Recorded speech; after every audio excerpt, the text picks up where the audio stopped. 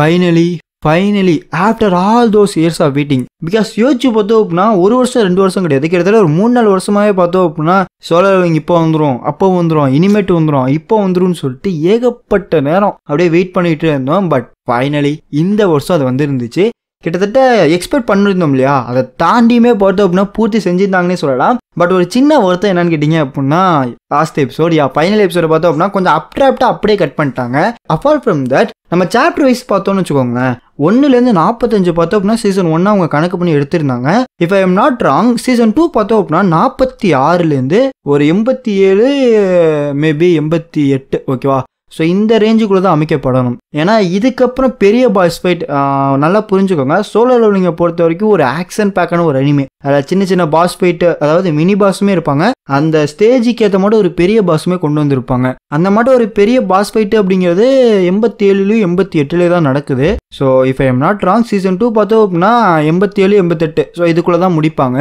So welcome to Ages family. இன்னைக்கு நம்ம பார்க்க போகிறது சோலோ லெவலிங்கோட சீசன் 2. ஸோ ஸ்டார்ட் பண்ணலாமா? அதுக்கு முன்னாடி ஒரு சின்ன ரீகாப் மட்டும் பார்த்துட்டு வந்துடும். சீசன் 1ல் பார்த்தோம் அப்படின்னா ஜின்னுன்னு சொல்லிட்டு ஒரு ஹண்டர் இருப்பான். அவன் பார்த்தோம்னா இருக்கிற லோயஸ்டான ஒரு ரேங்க்ல அதுலேயுமே ரொம்ப லோவாக இருப்பான் ஓகேவா. ஸோ அந்த மட்டும் இருக்கக்கூடிய ஒரு ஹண்டர் வந்து ஒரு இடத்துல போய் மாட்டிப்பான். அந்த இடத்துல பார்த்தோம் அப்படின்னா இவனுக்கு கொஞ்சம் பவர் கிடைக்கும். அது எப்படிலாம் இவன் கற்றுக்கிறான், அந்த பவரில் எப்படி மேம்படுத்துறான் அப்படிங்கிறத மட்டுமே பார்த்தோம் அப்படின்னா சீசன் 1ஓட கதையாக கொண்டு வந்திருப்பாங்க.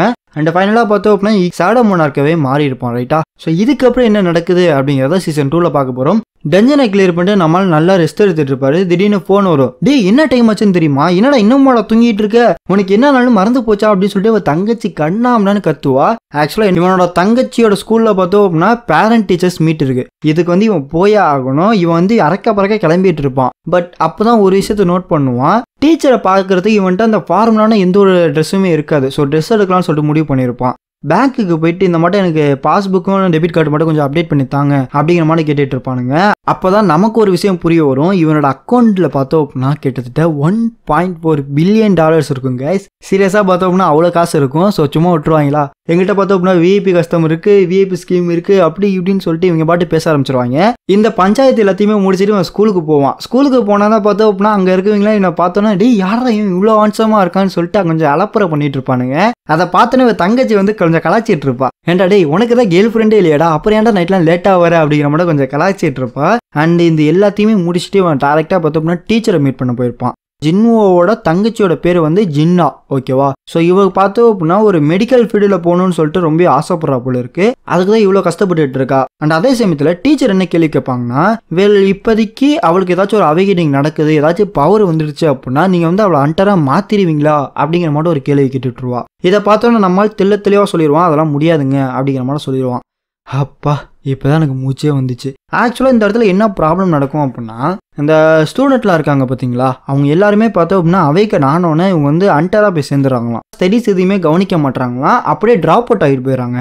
ஜின்னாவோட ஃப்ரெண்டுக்கு பார்த்தோம் அப்படின்னா இந்த ஒரு ப்ராப்ளம் இருக்குது. ஸோ எப்படியாச்சும் நீங்கள் அவள்கிட்ட கொஞ்சம் கன்வின்ஸ் பண்ணி பாருங்க அப்படிங்கிற மாதிரி ஜின்னுகிட்ட கொஞ்சம் பேசிகிட்டு இருப்பானுங்க. எது நானா அப்படிங்கிற மாதிரி இவன் முழிச்சிட்டு இருப்பான். அந்த ஸ்டூடெண்ட்டோட பேர் பார்த்தோம் அப்படின்னா ஆன்சாங்கி. நான் கரெக்டாக சொல்கிறேன்னான்னு தெரியல எனக்கு, மேபி ப்ரொனன்சியேஷன் தப்பாக கூட இருக்கலாம். பட் ஆன்சாங்கின்னு தான் நினைக்கிறேன் ஓகேவா. அவள் பேரை வந்து ஹான் மட்டும் வச்சுப்போம். ஸோ அந்த ஹான் வேறு யாருமே கிடையாது.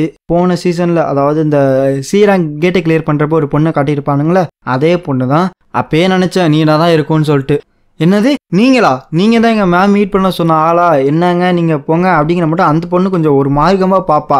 ஆக்சுவலாக ஜின்னுவோட மைண்டில் என்ன ஓடிட்டு இருக்கோம் அப்படின்னா, இந்த கிட்ஸ் எல்லாம் இருக்காங்களா, ஆக்சுவலாக இந்த மட்டும் சின்ன சின்ன பிள்ளைங்களாம் பார்த்தோம் அப்படின்னா ஒரு ஹை ஸ்கூலாக இருக்கலாம், அப்படின்னா மிடில் ஸ்கூலாக இருக்கலாம். இந்த மட்டும் பிள்ளைங்களுக்குலாம் அவேக்கன் நடந்துருச்சு அப்படின்னா அவங்க ஹண்டராகவே மாறிக்கலாம். அவங்களோட ரேங்க் வந்து ரொம்ப லோவாக இருக்கும், லைக் இ ரேங்க் ஓகே. ஸோ இ ரேங்காக இருக்கிறப்ப அவங்க சீக்கிரமாகவே செத்துருவாங்க. உங்களுக்கு என்ன சொல்ல வரேன்னு சொல்லிட்டு புரியும். அது வந்து நம்ம ஜின்னுவுக்கு நல்லாவே தெரியும். பிகாஸ் இவனுமே பார்த்தோம் அப்படின்னா அந்த மாட்டம் தானே. நான் உங்களை மீட் பண்ணலான்னு சொல்லிட்டு வந்திருந்தேன். நீங்கள் அடிபட்டு ஹாஸ்பிட்டல் இருந்தப்போ ஒரு தடவை வந்திருந்தேன். பட் நான் உங்களை மீட்லாம் பண்ணலை, நான் அப்படியே வந்துட்டேன் அப்படிங்கிற மாதிரி சொல்லிட்டு இருப்பான். நீங்கள் எனக்கு லெக்சர் எடுக்க போறீங்கன்னு நினைக்கிறேன். நீங்கள் லெக்சர்லாம் எனக்கு எடுக்க தேவையில்ல. நீங்கள் என்ன பேசினாலுமே அது வேலைக்கே ஆகாது.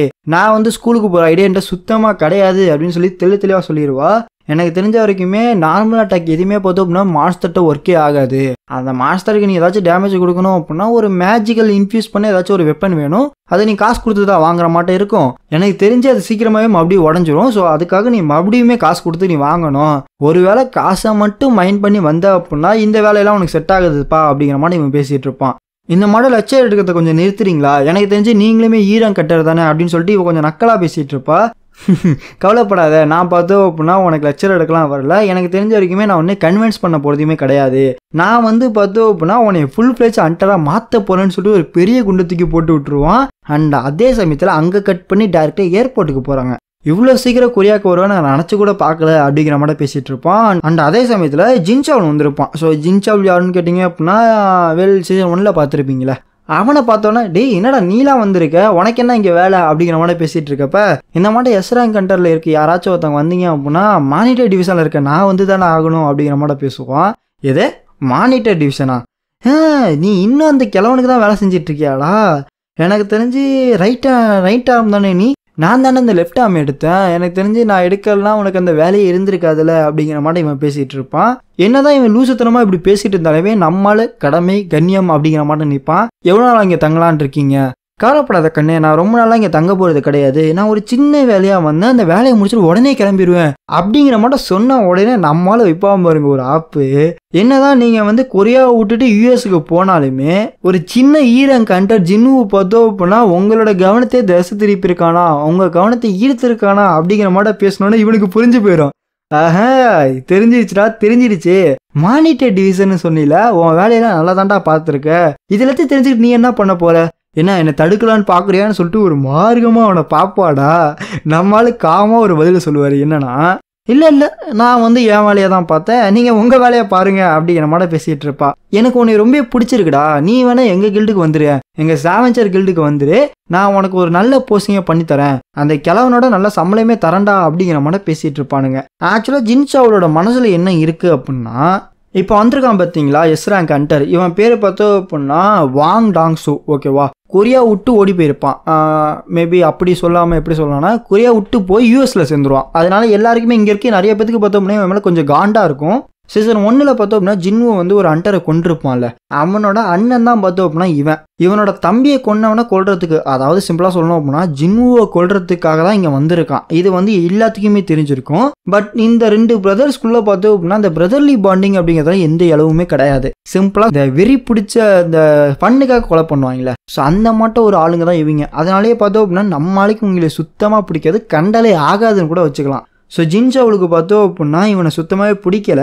அண்ட் அதே சமயத்தில் இன்னொரு இடத்த காட்டுறாங்க. இந்த இடத்துல பார்த்தோம் அப்படின்னா நம்ம ஜின்னுவை வந்து ஆனை மீட் பண்ண போயிருக்கான். ஆன் யாருன்னா சீசன் 1 வந்து ஒருத்தன் வந்திருப்பான், உங்களுக்கு ஞாபகம் இருக்குன்னு நினைக்கிறேன். ஒயிட் டைகர் கில்டுலேருந்து ஒருத்தன் வருவான், ஞாபகம் இருக்கா?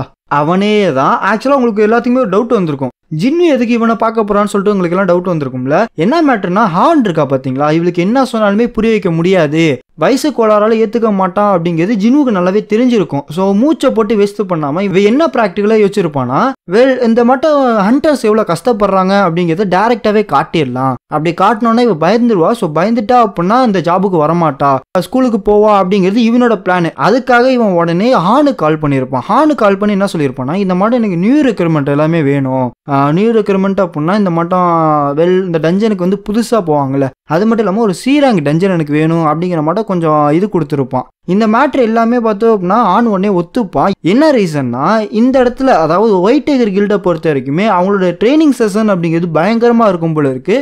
இந்த ஒட்டுமொத்த கொரியாலேயே அவங்க ட்ரைனிங் செஷன் வந்து ரொம்ப ஃபேமஸான ஒரு மேட்ருன்னு நினைக்கிறேன். ஓகே, அந்த மாதிரி தான் பேசிட்டு இருப்பானுங்க.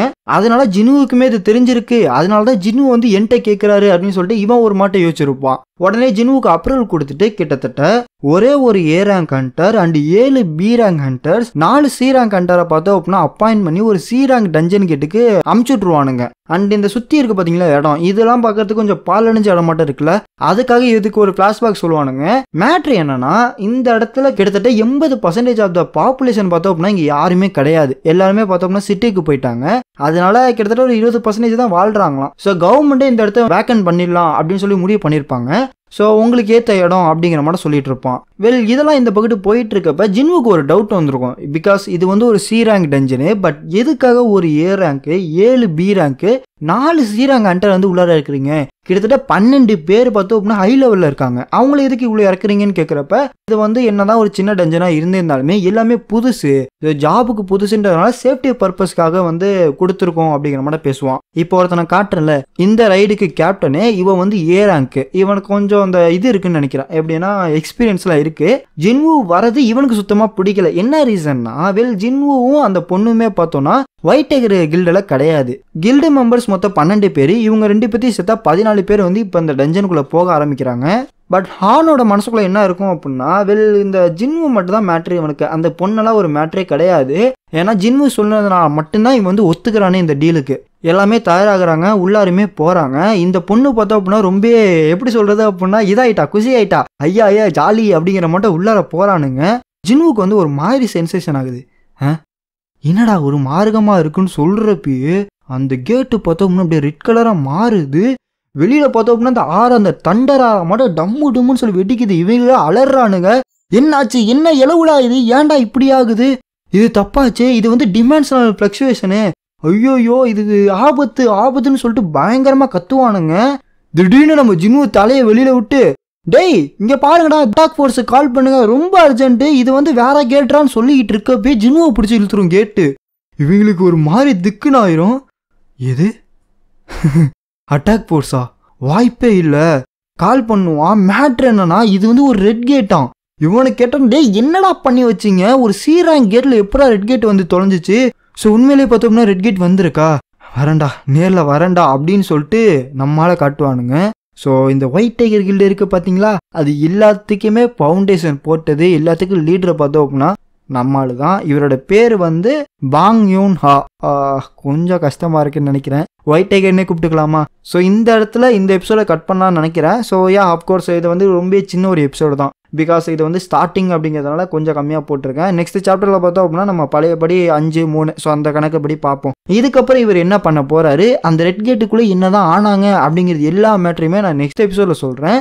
அண்டு ஒரு சின்ன ஃபன் ஃபேக்ட் என்ன அப்படின்னா, நான் இன்னும் இது ஃபன் ஃபேக்ட் நான் சொல்ல முடியாது, நான் இன்னும் சீசன் 1 முடிக்கல. ஓகே, ஸோ அதுக்கான ரீசன் என்னன்னு சொல்லிட்டு நான் ஏஜிஎஸ் தமிழ் அப்லோட் பண்ணியிருக்கேன். ஸோ யாராச்சும் பார்க்கல மறந்துட்டீங்க அப்படின்னா மறக்காமல் செக் பண்ணுங்கள். நான் ஐகார்ட்லையும் கீழே டிஸ்கிரிப்ஷனுமே லிங்கை தரேன். சீசன் 1 அப்படியே நான் கண்டினியூ பண்ணுறேன்னு சொல்லிட்டு போட்டு உங்களுக்கு போர் அடிக்க நான் விரும்பலை. பிகாஸ் இருக்குது, அனிமேவே இருக்குது, நீங்கள் அதையுமே போய் வாட்ச் பண்ணலாம். இல்லை ப்ரோ அனிமேல சில சீன்லாம் ஆட் பண்ணியிருக்காங்க, எனக்கு மான்வா படித்த ஒரு ஃபீல் வேணும், மான்வா பார்த்த ஒரு ஃபீல் வேணும் அப்படின்னு நினைக்கிறவங்களுக்கு நான் வந்து பார்த்தோம் அப்படின்னா சீசன் 1 கம்ப்ளீட்டான ஒரு எடிஷனாக பார்த்தோம் அப்படின்னா போடுவேன்.